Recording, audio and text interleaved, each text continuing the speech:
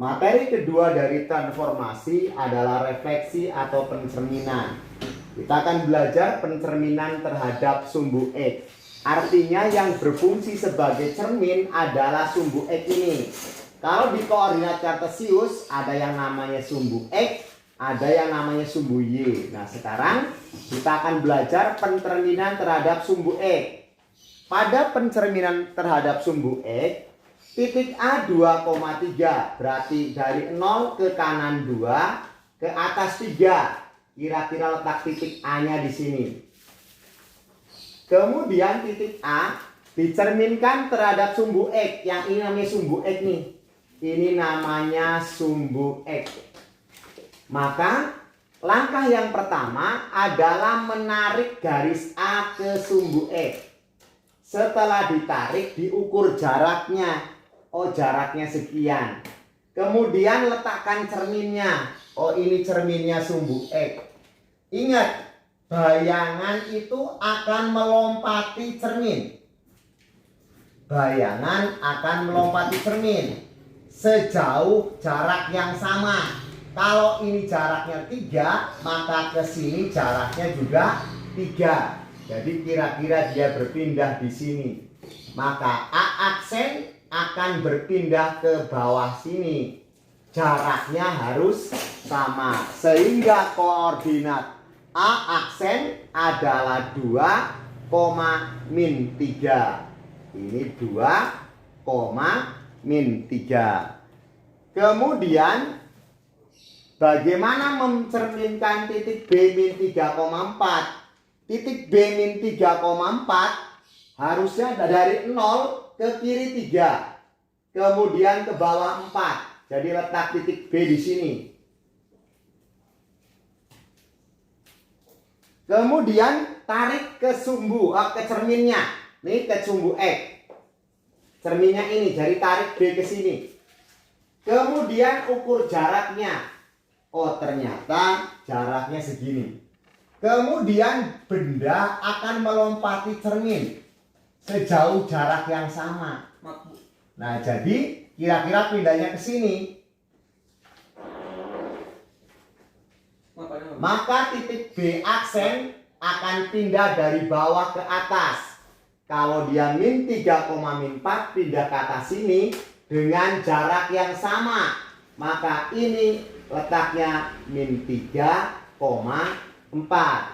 Min 3,4. Nah, sekarang kita lihat titik A 2,3 menjadi 2, min 3. Yang sebelah kirinya tetap.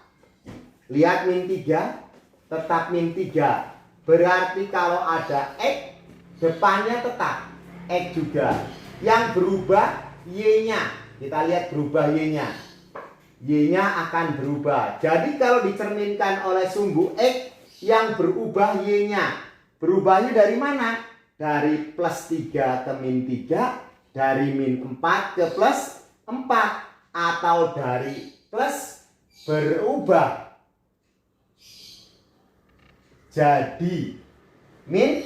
Kalau min berubah jadi plus. Jadi ini berubah dari Y berubah jadi min Y. Kalau dari min Y berubah jadi plus Y. Itulah pencerminan terhadap sumbu X. Nah, sekarang bagaimana kalau cerminnya sumbu Y? Bagaimana kalau kita belajar pencerminan terhadap sumbu Y? Saya bikin dulu koordinat kartesius. Ini sumbu Y, yang sebelah sini sumbu X. Saya letakkan titik-titiknya. Tuh. Nah, kemudian yang di sumbu Y saya letakkan titiknya. Sudah, ini kurang lurus, saya bikin lurus lagi.